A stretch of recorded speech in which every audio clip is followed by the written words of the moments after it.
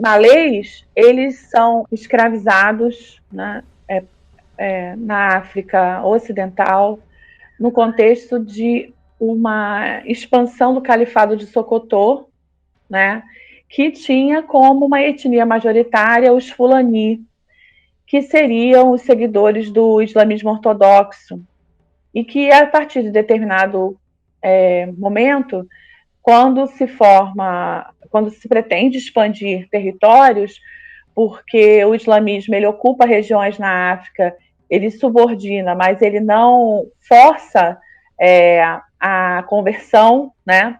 No sentido de que é possível manter outros cultos ao mesmo tempo em que se vive sob domínio muçulmano, nesse contexto da diáspora, e eles realizam uma guerra contra esses alçais e esses alçais são traficados para a Bahia após 1804. Esses malês, aparecem nessa rebelião de 1835, porque, segundo o próprio João Reis, né, essa rebelião é a maior rebelião escrava das Américas, em termos de organização, em termos de numéricos, comparativamente à população da época, né, de Salvador e do Recôncavo. Então, eles aparecem muito ali, mas antes eles já tinham feito ensaios, né, em outras regiões também do Nordeste. Então, esses muçulmanos que chegam traficados após essa jihad, eles trazem, né, na bagagem, e eu acho que isso que é importante a gente já ir sinalizando, essa cultura africana, digamos assim, desse contexto muçulmano letrado. Muitos desses alçais que chegam, eles faziam parte da estrutura palaciana burocrática na África. Então, eles eram importantes intermediadores do da organização administrativa dos palácios. E mesmo assim, ao caírem em escravidão, eles vêm para as Américas trazendo esse conhecimento. Além disso, esses alçais nas Américas, na África, desculpa, ocidental, eles são muito ligados a atividades comerciais. Então, eles chegam também aqui no Brasil e trazem essa habilidade, né, do comércio e uma habilidade de escrita. Então, são esses os que vêm. Tem uma problemática em relação à presença desses alçais na rebelião, porque existe nas teorias acerca do povo baiano uma tese que se define que esse povo iorubá, né, que vem para cá, é todo ele classificado como Nagô. Então, a tese, né, a minha pesquisa, ela traz para maior visibilidade a presença desses alçais. Mas existe uma tese do nagocentrismo, tanto é que é difícil, né, outros pesquisadores identificarem alçais na rebelião. É sempre uma rebelião nagô.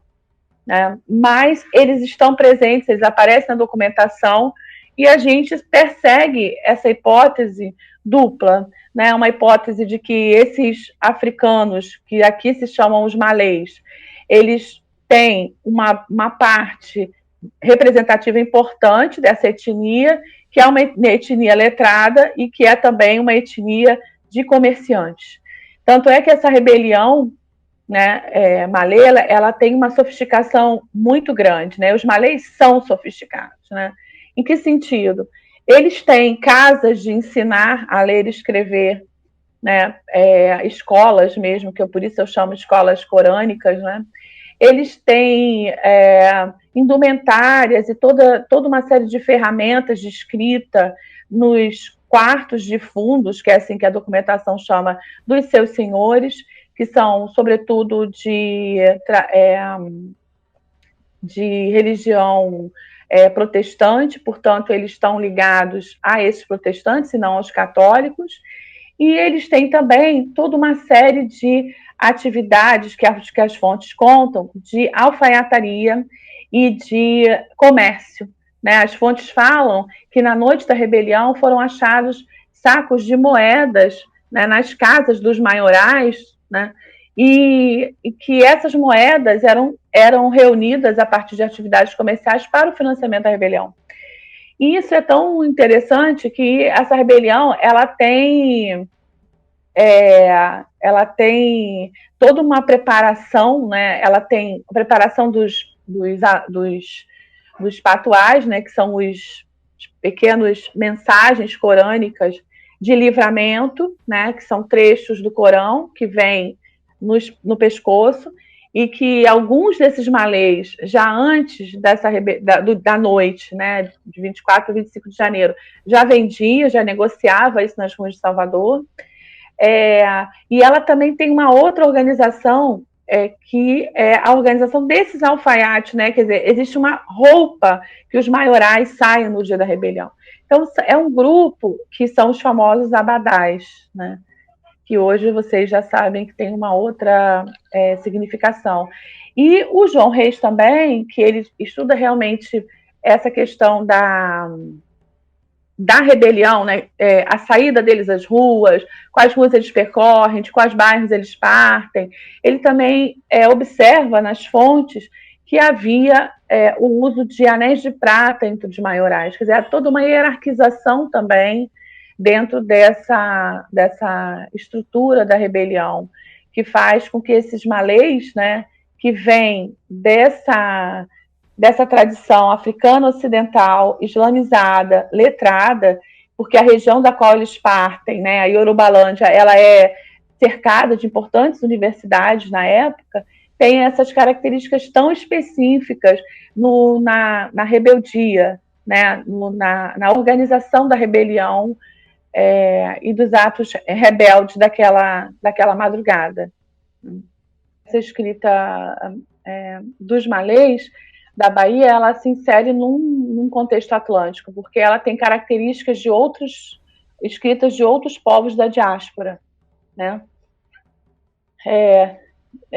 Islamizados, mas não da diáspora da escravidão africana, né? Em outros momentos, né? Os mouros na Península Ibérica, que é essa escrita aljamia, né? Que é uma escrita que tem algumas características dos povos que saem em diáspora, né? Que deixam seu território de origem e partem para outras regiões. Então, uma das características mais marcantes, tem algumas, mas uma das mais marcantes é a escrita em caracteres e em língua africana. Ou seja, a língua é africana e o caractere é árabe. Isso acontecia também entre os mouros da península. Então, de modo que é mais uma questão que indica a sofisticação dessa escrita. Não em si, né, no texto corânico simplesmente produzido, mas em tudo que ela representa e como ela foi pensada, né, em tudo que ela pode nos remeter, a que ela pode nos remeter. Né? Ela pode nos remeter a essa poesia cadiri, ela pode nos remeter à geomancia, ela pode nos remeter à aljamia. A aljamia é a língua do outro, né? É o outro. Então, usar algo de alguém para representar algo meu é complexo, mas é uma escrita atlântica, sim.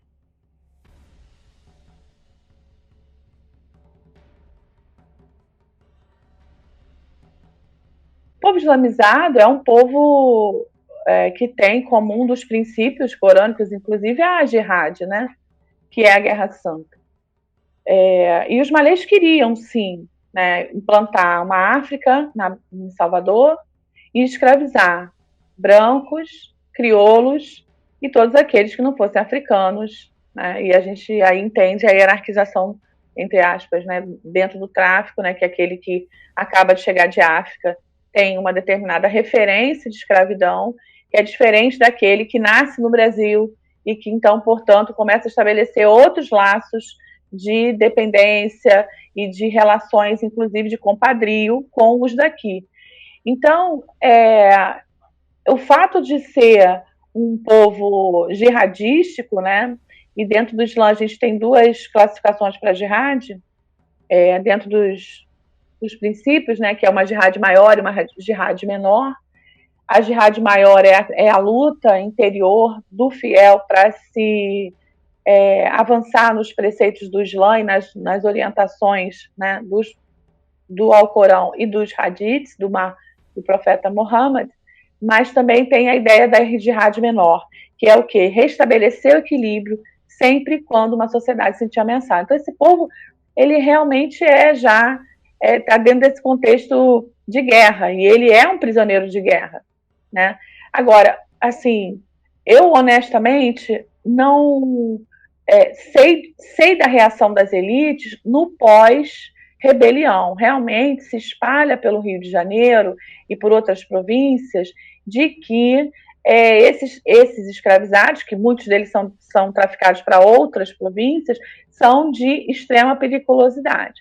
Mas já há teses mais recentes, né, de professores que apontam para essa perspectiva do medo como um fenômeno sociológico do tempo do Estado escravocrata que era o Estado brasileiro.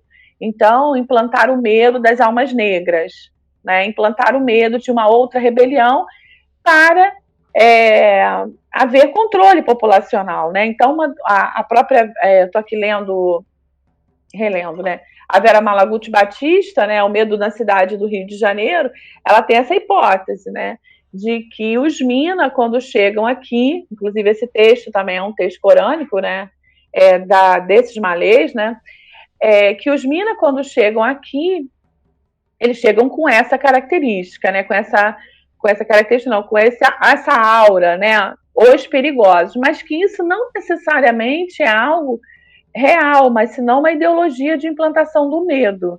Agora, é importante a gente sempre lembrar que a escravidão ela tem números, né? Então ela tem um volume. O tráfico atlântico de escravos, segundo o Atlantic Slave Trade Database, ele trafica em 4 séculos 12 milhões de almas, sendo que 40%, 4 milhões e 800, vem para o Brasil.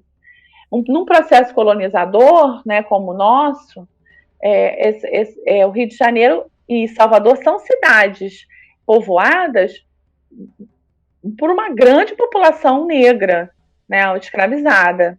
Então, há pesquisas falando, como a do Chalub, né, Medo Branco de Almas Negras, porque numericamente, né, destoa, né, a presença da população africana escravizada da população dita branca, né, do colonizador. Há análises de pranchas, de Rugendas, de Debré, mostrando quanto a cidade de Salvador e a cidade do Rio de Janeiro, até 10 horas da manhã, era uma cidade de 2 africanos, uma cidade de 2 negros escravizados, porque os senhores acordavam tarde, né? Mas é claro que esse modelo, né, é muito violento. Então, Rugendas mostra essa supremacia numérica, né, ela é controlada por instrumentos de tortura. Então, o chafariz, né, em Salvador, 1821, uma imagem que tem do Rugendas, mostra os africanos pegando a água, né, para levar, para suprir o dia dos senhores, né, o cotidiano desses senhores, que vão acordar daqui a pouco, né, e precisam de água para os seus diversas necessidades, né, e eles estão com gargaleiras, eles estão acorrentados um a outro, né, com os diversos instrumentos de tortura, porque são escravos fujões. Então, existe, sim, o medo, porque a resistência, ela, no caso malê, ela é de uma proporção grande, mas a resistência, ela se dá de numerosas formas, inclusive no cotidiano, né? Então, você pode ter a morte, envenenamento de uma sinhazinha, a morte de um capitão do mato, né? A morte de um traficante de escravos, a resistência por toda parte. a resistência escrava ela não acontece só nos grandes eventos, vamos dizer assim, né? Como uma rebelião dessa proporção. Ela é uma resistência do cotidiano. Então, é claro, o Chalub fala, é um texto muito bonito, vocês acham, com facilidade na internet, do medo branco de almas negras, né? Porque, apesar de todos os instrumentos de cerceamento e de violência, existe sempre a questão numérica, né, do próprio tráfico, do volume do tráfico, a gente chama de volume, né, que são os números dos que chegam aqui, e há essa resistência cotidiana, silenciosa, aparentemente, mas que é feita e que produz também sentidos, né, na população que observa que essas pessoas estão morrendo por uma ação de, vamos dizer assim, como a gente chama, de resistência do escravizado, né?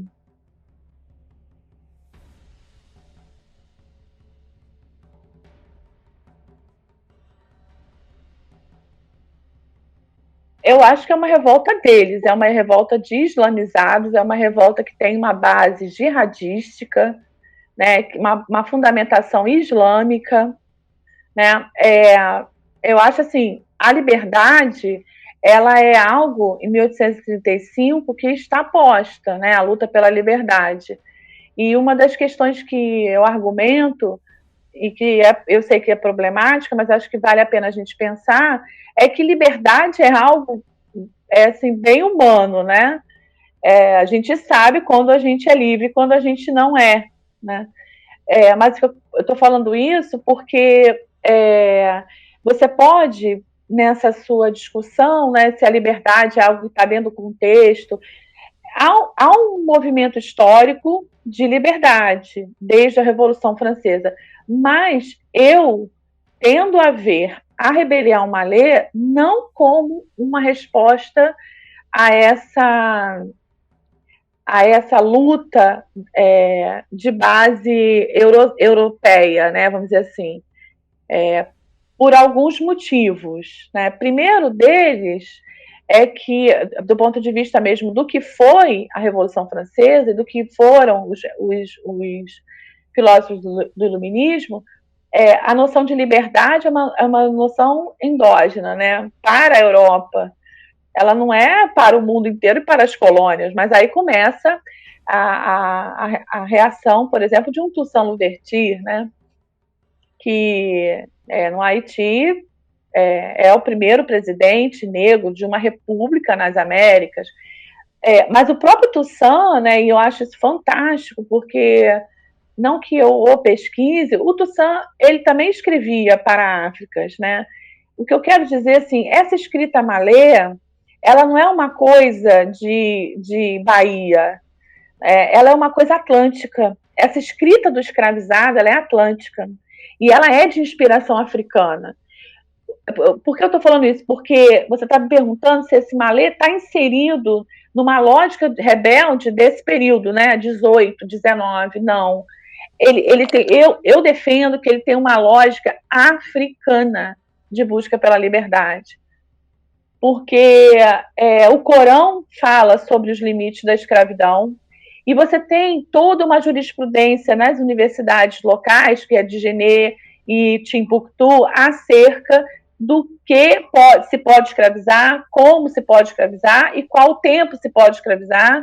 Né? E isso, essa questão de uma escravidão que tem tempo para acabar, que tem hora para acabar, não combina com o que está posto nas Américas, que é uma escravidão sem fim, sem limite, desde que o regime a mantenha e desde que, claro, o contexto internacional permita.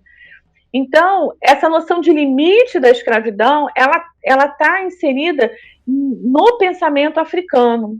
Isso que eu queria ressaltar. Então, eu acho ela única. Eu acho ela uma rebelião que ela acontece, sim, talvez, concomitantemente a outras, né, claro, mas ela é única em vários aspectos. Ela é única porque ela tem essa fonte de inspiração do Islã, né, do Corão, e ela tem essa fonte de inspiração da Firri, que é a jurisprudência estudada no direito nessas universidades. Esse muçulmano que vem, é importante isso, ele bebe dessa fonte africana. Eu defendo isso. O Toussaint escrevia cartas, recebia cartas. Os navios negreiros, eles não transportam só pessoas, eles também não transportam só produtos que vão ser negociados como commodities, eles transportam cartas, não é? A troca de ideias ocorre entre a África e quem está na América. Né? Por exemplo, na região do Caribe, tem uma historiadora americana, Sylviane Diouf, que acha, né, os muçulmanos de lá comprando cartas, tintas na África para escrever, fazer seus manuscritos nessa região, né, da atual Jamaica. Uma questão importante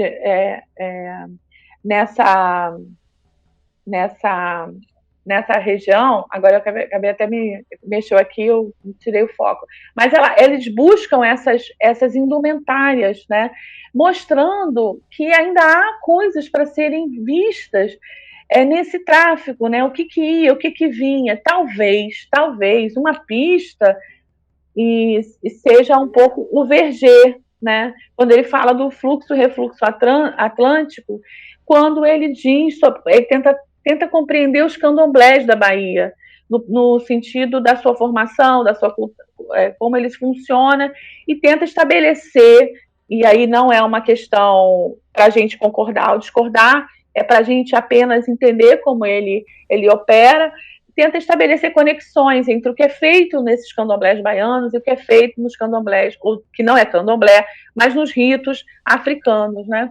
Essas relações entre África e Brasil e Américas precisam ainda ser aprofundadas nesse sentido, né, do que vinha de lá. Vinha muita coisa de lá. A relação desse africano nunca foi com a Europa, era com a África. Então, isso determina essa rebelião. Né? Isso faz com que essa rebelião seja uma rebelião africana. Ela tem raízes africanas, do pensamento africano, inclusive. Né? Que a gente precisa estudar essa universidade africana, entender como ela funcionou, o que ela ensinava, para a gente não achar que qualquer coisa que venha seja desses filósofos iluministas que não pregavam, de forma alguma, o fim da escravidão nas Américas. Então, ele não pode ter sido fonte inspiradora. Pode ter sido fonte inspiradora de uma ideia de liberdade, ou talvez pode ter sido uma oportunidade contextual trazer as questões africanas para esse momento de crise, né, do sistema colonial nas Américas. Mas não acredito que seja uma rebelião na esteira, né, desse iluminismo. É uma rebelião africana. Ela é muito sofisticada, ela tem uma antessala, né, organizacional, assim, estratégica muito grande, né, e isso faz dela algo assim muito pensado, né? Como que isso começa? Né? Isso começa nos cantos, né? Os malês eram carregadores ali na região da Baía de Todos os Santos, num lugar que hoje é chamado Canto da Vitória, o Corredor da Vitória, ou a 7 de setembro. E ali eles negociam e trocam informações. O canto, que é esse local de trabalho, né, dos ofícios, ele era um lugar também de rebeldia. Havia combinados ali, né? E combinados de como fazer, o que fazer, quando será, característica dessa rebelião também. Mas a própria organização que se faz, né, dos amuletos, como que eu cheguei à escrita? Através dos amuletos apreendidos no dia da rebelião, né? Então, dos amuletos, dos abadás, dos anéis, e toda a antessala de escrita e leitura que tem a rebelião faz dela algo muito, muito própria, né? Muito específica.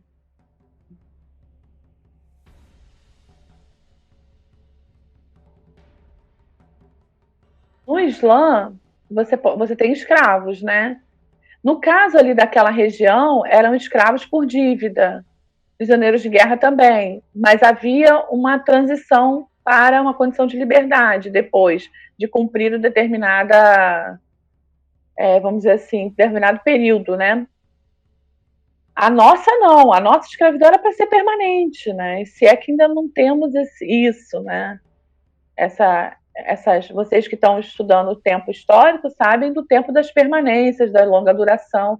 E a gente encontra na sociedade brasileira vários elementos, né, dessa longa duração. Por exemplo, uma lei da doméstica que é aprovada em 2013, né, que é a ideia de que o trabalho de outra pessoa que não seu na sua casa é um trabalho como outro qualquer. Né? Então, essa permanência nossa, né, isso era para sempre, talvez. Mas aí começa um contexto que aí eu não gosto muito de falar, porque parece um contexto economicista, uma explicação economicista, mas começa um contexto de expansão da industrialização, né? Expansão do mercado consumidor, uma Inglaterra muito poderosa vigiando os mares, né? Uma frota muito importante, né, que aparece assim, uma discussão excelente no Amistade, se vocês quiserem usar, que é a ideia de que depois do ato de Aberdeen, de 1831, não se pode mais tornar ninguém escravo novo, né? Quem era escravizado já estava, mas ninguém podia ser escravizado pós Aberdeen, porque esse homem chegaria, esse ser humano chegaria aqui e seria livre. E muitos chegam, mas a condição em que permanece é uma condição dúbia. Então, eles acabam caindo nas redes de solidariedades dos próximos deles, né, do que a gente chama na Bahia de parentes, né? Porque imagina, né, gente? São 4 séculos. Um século veio um tio seu, outro veio você, né? Então, seu parente está aqui.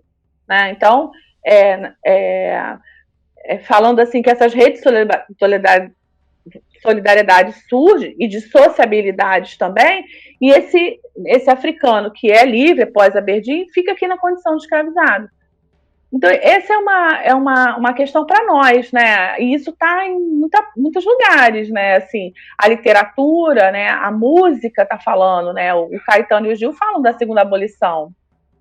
Os atores negros estão pedindo a segunda abolição, mas a segunda abolição ela tem tantos aspectos, né? Ela tem aspectos de inserção desse afro-brasileiro, ela tem aspectos de revisão legal, ela tem aspectos de desconstrução de territorialidades, de pertencimento dessa população, né, que quando se torna livre vai morar nas terras devolutas, que não são propriedade de ninguém, portanto, fazem o que podem, né, para terem uma habitação, que aquilo não é casa, mas um lugar para ficar. E aí vocês têm toda a iconografia do Augusto Malta mostrando as favelas do Rio de Janeiro no início da República, no pós-abolição, né, para dizer que essa população ficou ali ao bel prazer, né, assim, ao bel prazer, não, desculpa a expressão ruim, mas assim, ao relento, né, abandonada. Não houve um projeto de desconstrução dessa escravidão, né? Não houve um encaminhamento para isso, pelo menos não por parte da República. Né? Então, eu não sei, pode ser, né, que a grande diferença é que se pensou que isso fosse continuado aqui no Brasil, mas em outras regiões, e uma questão, em outras regiões não estou dizendo que é melhor ou pior, não é isso, mas dentro do islamismo, por exemplo, não era. E uma outra questão também nossa, muito nossa, das Américas, é a racialização. Porque quando você traz o africano, você traz um homem e uma mulher de pele negra. Né? Isso passa a ser marca da escravidão. E isso traz para as Américas o racismo, né? A racialização de uma parcela imensa, né, daqueles que que estão aqui, né, habitando esse mesmo espaço que a gente. Então, o negro, ele é, por condição de pele, o escravizado. Então, isso fica ainda na República, e talvez ainda hoje, como uma marca, né, como se o negro fosse o escravizado de ontem e, portanto, algumas coisas ainda resvalam nesse negro que hoje habita a República e que é livre há muito tempo, né, pela lei, mas que ainda passa e atravessa fenômenos sociais que indicam permanências escravocratas no lugar social que ele ocupa, né, que ele atribuído. Então, a gente tem muitas discussões ainda sobre essa segunda abolição. Numa matéria que até eu que fiz para a revista de História da Biblioteca Nacional, na época deu muita confusão. A Isabel teria, segundo uma fonte privada, né, do Visconde de Santa Vitória, que era amigo do Mauá, teria pensado na indenização dos escravos. Né? Mas esse dinheiro sumiu, não se sabe para onde. Ela não ganhou, né, na disputa, no projeto, vocês sabem, né, a família real é exilada, e, na verdade, o que se queria era a indenização dos donos dos escravos, porque eles haviam adquirido mercadoria, e não dos escravizados, que haviam trabalhado décadas sem receber. Né? Claro, há situações de escravos de ganho, mas não é isso que a gente está falando, né? Não é o ganho da jornada desse escravo no trabalho do comércio, né, que ele faz. Sobretudo, no caso aí, o escravo urbano. Então, esse projeto, e que os historiadores enlouqueceram na ocasião, né, porque há uma corrente de brasilianistas que afirmam que a Isabel era uma dona de casa, submissa, subordinada, que cuidava dos jardins do palácio e que vivia na capelinha do Museu Imperial rezando porque era uma beata. Mas a gente já tem fontes, né, da Isabel, conversando com o Pedro II orientando ela em cartas, né, sobre como ela deveria proceder caso ela assumisse o trono. Né? Ela foi preparada para o trono. Mas, enfim, pode ter havido um outro projeto para essa população, mas o que venceu é o que a gente conhece, né? A gente viu na virada isso é muito importante também, na virada do século, no pós-abolição, um movimento de branqueamento, um esforço de branqueamento com a mão de obra imigrante chegando, né? E logo depois, essa mesma mão de obra imigrante começa a dar trabalho, né? Porque eles trazem ideias do mundo do trabalho europeu muito mais organizados que a nossa aqui, né? Nosso mundo do trabalho era um mundo escravocrata. Então, no início dos anos, na greve de 1917, por exemplo, todos esses imigrantes são perseguidos, né? Porque, afinal de contas, eles vieram, alguns deles com subsídio do governo, e são agora os grandes baderneiros causadores de problema na República, tem que voltar, persona não grata, volta para o seu país de origem. O mundo do trabalho, aí, nessa virada, é muito conturbado, né? E tem as teorias do branqueamento circulando, né, que a população brasileira tinha que embranquecer. E assim, acredito que eu não sou um biólogo, né, não sou uma analista de população, né, no sentido de formação populacional numericamente mesmo, mas acredito que seria muito difícil, né, embranquecer um país que traficou 4,8 milhões de almas negras para a escravidão, né? Então, era um sonho meio, talvez, ideologia, né? Claro, mas acredito que no fazer, né? Operacionalizar isso devia ser muito difícil, né? Mesmo trazendo a mão de obra imigrante. Então, são permanências, né? Permanências, tentativas, inclusive, de fazer com que esse país, né, continuasse mantendo uma série de distratos, né, a essa população de escravizados que ele mesmo traficou. É triste, né, falar, mas o Brasil foi o último país a abolir a escravidão. Nós temos uma marca muito forte. Isso precisa ser trazido para a contemporaneidade, né? De que forma a escravidão ainda nos organiza. Não uma escravidão legal, jurídica, da lei, mas uma escravidão das mentalidades. De que forma a escravidão ainda nos organiza socialmente, né? De que forma tem uma elite pensando numa forte hierarquização social e um forte cerceamento de mobilidades. É uma questão importante para o contemporâneo, né? Porque ela não resvala só no mundo do trabalho, ela resvala no mundo tributário, né? Ela é como se vê, ela resvala na destinação do dinheiro público, para quem vai, como vai, o que vai, em que setor vai. Tem uma série de coisas que, não sei se vocês me permitem, como senso comum, né, observadora, eu falo, acho que isso é um pouco da mentalidade hierarquizadora da escravidão, né, colocar as coisas dessa forma, de uma forma tão hierarquizante, tão apertada, que a população, e eu não estou falando só da população afro-brasileira, eu estou falando dos brancos também, da classe média, né, vamos dizer assim, da classe média de brancos e negros, mas essa classe média que trabalha, né, de trabalhadores livres que se formam na República, subordinadas a estruturas bastante hierarquizantes e, se vocês me permitem dizer, assim, como é que eu posso falar?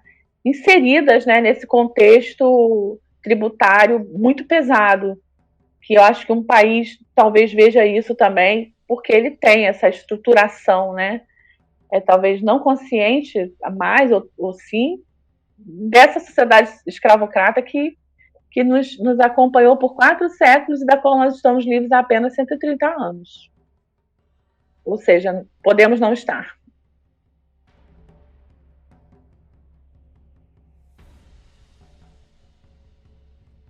Na Rebelião Malê, a gente percebe essa tensão, né?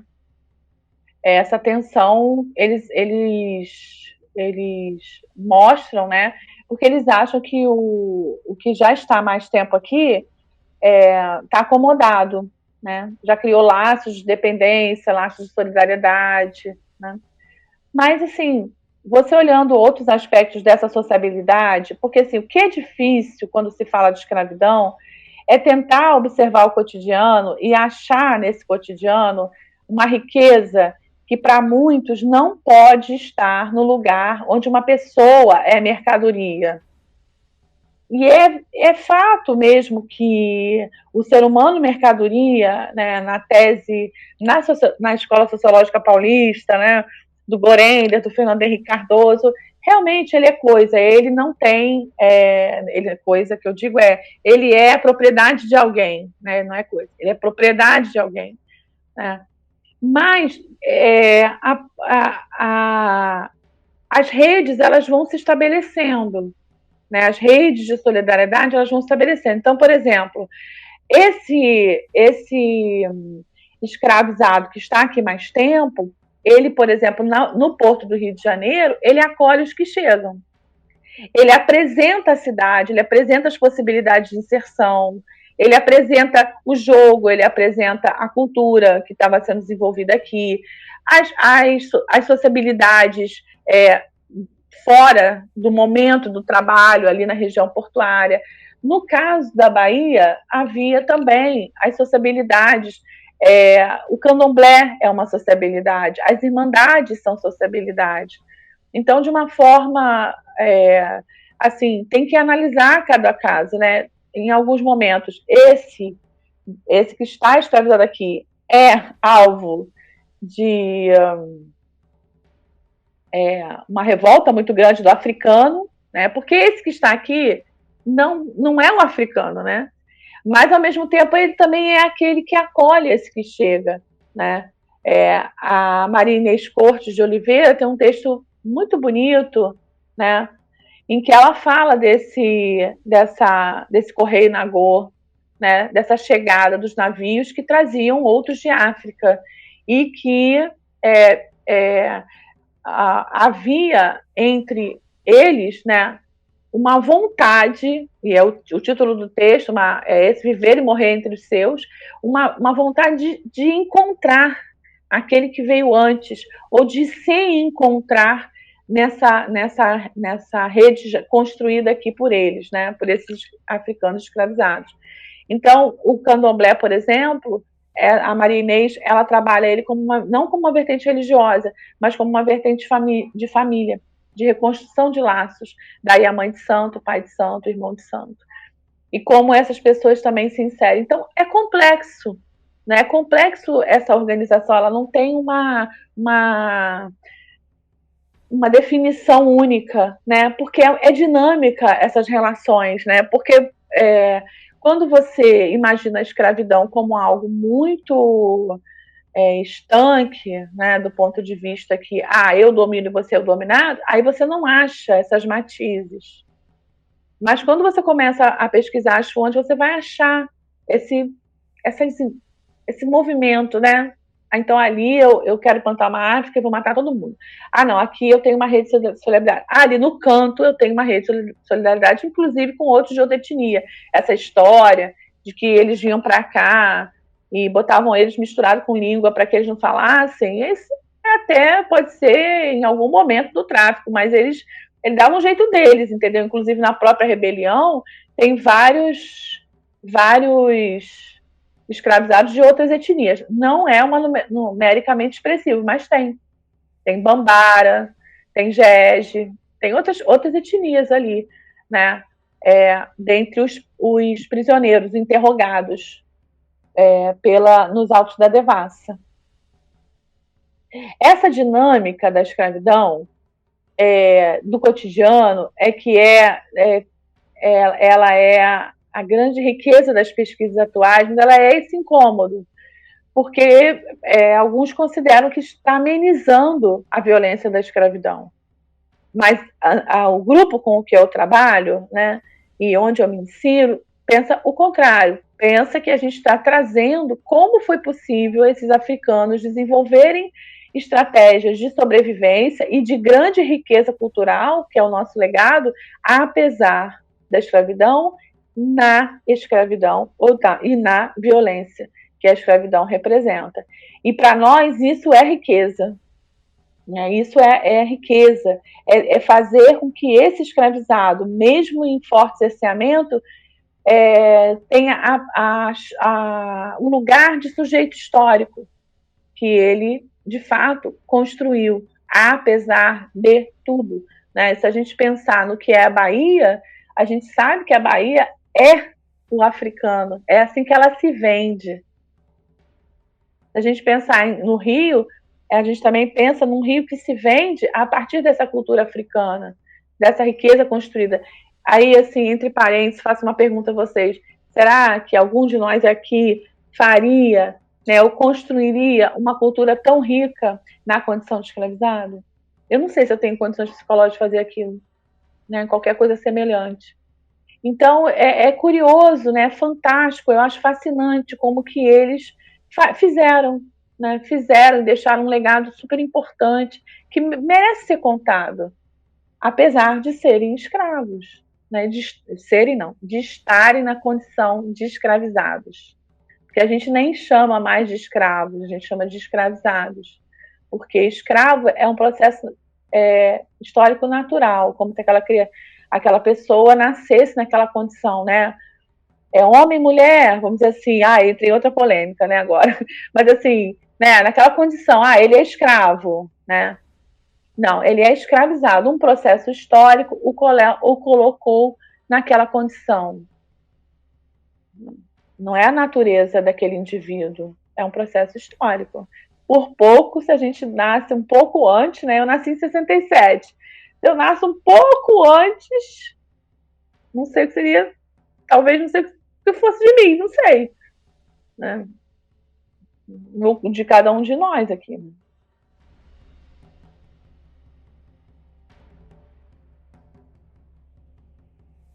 houve no Alto da Devassa, são 3 altos, né?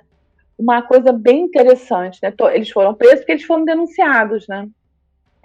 Um elemento lá vazou que na noite eles sairiam. Então foi a rebelião, ela foi debelada assim com muita rapidez, porque houve traição, né? No seio da organização da rebelião, né?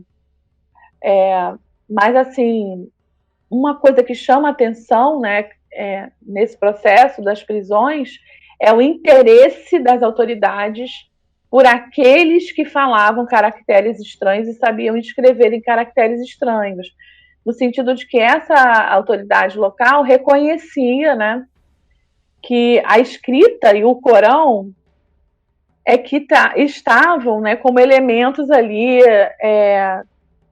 importantes entre os líderes, né, os organizadores. Então as perguntas são assim: informa que frequentava a casa do inglês. Vou dar um exemplo, tá? Não vou lembrar aqui exatamente, mas informa que frequentava a casa do inglês fulano de tal e que observava que havia uma movimentação de papéis escritos em caracteres estranhos pelos que ali moravam, mas afirma que jamais participou das atividades de escrita e leitura, ou seja, tirando o corpo, né, de que aquele sujeito estava envolvido na organização da rebelião, né, a partir dessa característica da escrita e da leitura. Quer dizer, os maiorais eram aqueles que tinham conhecimento de trechos corânicos, né? Aí você vai dizer assim, eles sabiam ler, escrever maravilhosamente bem. Não, não é isso. Não é isso exatamente. Mas eles tinham, por exemplo, um dos manuscritos está escrito escapada, invertida. Por quê? Porque, na verdade, a palavra escapada é árabe, mas o invertido é a geomancia, tanto árabe quanto africana. Aí eu ainda não consegui delimitar, mas dizendo, né, que se você virar de cabeça para baixo, fizer de tal forma, ganha mais força o sentido daquela palavra, né? Então, por isso geomancia, né? Porque tem ali uma coisa meio mística, tem uma coisa ali meio dessas religiões ali que se cruzaram no momento da ocupação islâmica na África.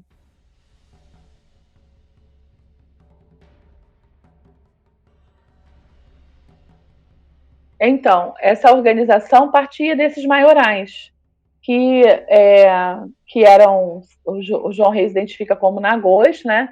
E que planejam aquela noite de 24 para 25, né, de janeiro, quando eles sairiam organizados pelas ruas de Salvador para tomar, né, a cidade e transformá-la num outro projeto, né, de vida ali, de convivência, né, enfim, plantar realmente uma África. Esses nagôs estariam nessa liderança, os alçais também estariam pensando nessa rebelião, mas de uma outra forma.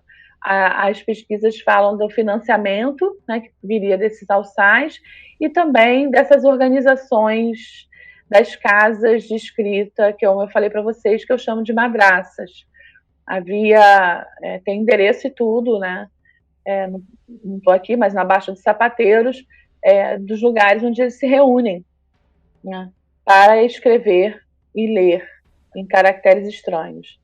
Então, não foi achado muitos papéis, né, os anéis de prata não estão encontrados, mas o que se achou foram 30 documentos, depois acharam mais um na França, inclusive, porque tinha um navio que viajava muito, né, para o Porto de Salvador, da cidade de Havre, então tem uma fonte malê lá, incrível que pareça, mas o que se sabe é que essa organização, via os escritos, fez parte dessa rebelião, com certeza, né? Eles saíam com colares de proteção também, né? Em alguns documentos que estão com Nina Rodrigues, né, da coleção Nina Rodrigues, que é um médico baiano que estuda os africanos, né, de uma forma ruim, né, mas estuda, né, ruim que eu digo assim, inserido no contexto racializado das teorias do Lombroso, né, do século XIX, mas ele, como um observador do tempo, né, ele é importante para nós e ele traz também os manuscritos em tinta vermelha, né, dizendo que eram manuscritos de guerra, manuscritos para a guerra. Então é uma organização muito grande que é feita por esses africanos, né? Há uma teoria que não se confirmou ainda, mas que esses africanos tinham uma casa, uma igreja católica onde eles escondiam as armas da rebelião, mas por enquanto isso está na oralidade, né? Tá na narrativa oral, mas ainda não se achou fonte escrita para falar dessa igreja, a Capelinha dos 15 Mistérios. Fica ali depois da Porta do Carmo, no Pelourinho. Ela existe. Ficam dentre essas fontes, né, são coletados no momento da devassa com os prisioneiros e, curiosamente, se preservam nessa coleção do APEB e chegam até dois estudiosos franceses da Biblioteca de Paris que começam a tentar decifrar o que era aquilo, né? Em princípio, eram trechos meramente de cópia do Alcorão, mas hoje, porque a gente também está mais especializado, não eu no caso, mas outros pesquisadores, a gente tem percebido escrita cadiria, que é uma escrita bem específica islâmica dentro os manuscritos, né? Então, não é só uma escrita sagrada que tem ali, tem algo africano ali, né? Fora desse sagrada que eu digo corânica, tem ali uma poesia, né? Uma poesia mundana, vamos dizer assim, para não falar, né? Que também forma esses malês. Então, gente, assim, ainda está difícil saber o nível de literacia, por exemplo, desses manuscritos, né? Desses africanos, mas porque a gente só pode andar junto com as fontes, né? Só à medida que a gente percebe. Mas já não se aceita mais, como se aceitava nos anos 70, né? 80, que essa escrita era mera reprodução corânica, como se você pegasse um trecho, copiasse, né? E guardasse aquilo. Não, ela tem toda uma contextualização que a insere em outras dimensões. Por exemplo, essa da escrita invertida, da escapada, outras com a cadiria. Então, isso vai se ampliando, né? E o rol de fontes é muito pequeno. São só 30 manuscritos que se consegue preservar.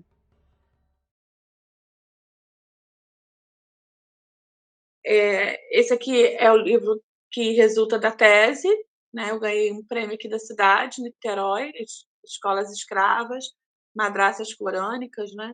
Leitura escrita de Amancio Malina no Império do Brasil, e em que eu destaco essa questão da análise dos autos da devassa de 1865, que são aquelas fontes policiais, né, das autoridades da época, tentando identificar o que eles chamam de os maiorais da rebelião.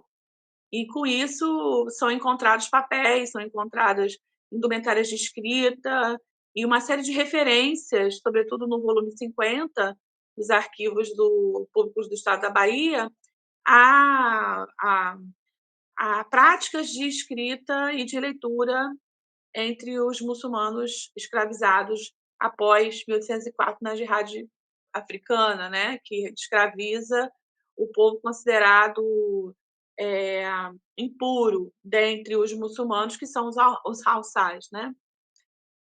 Depois, recentemente, numa outra publicação que saiu agora, né, também para vocês conhecerem, esse aqui eu tenho um capítulo em que a gente se debruça, um grupo de historiadores se debruça sobre esses Mina, né, que são uma nomenclatura dos povos do Golfo do Benin, né, que é aquela região ali na África Central que vem traficado para o Brasil. Então, os malês estão incluídos numa dessas ondas do tráfico atlântico, né, no século XIX. E aí o que eles trazem, né, e como eles se comportam diante de outras correntes migratórias, inclusive de não escravizados. Quer dizer, existe uma possibilidade de você estabelecer paralelos com outras regiões, né, acerca do que eles fizeram no Brasil, tanto no caso da Península Ibérica quanto no caso do Caribe.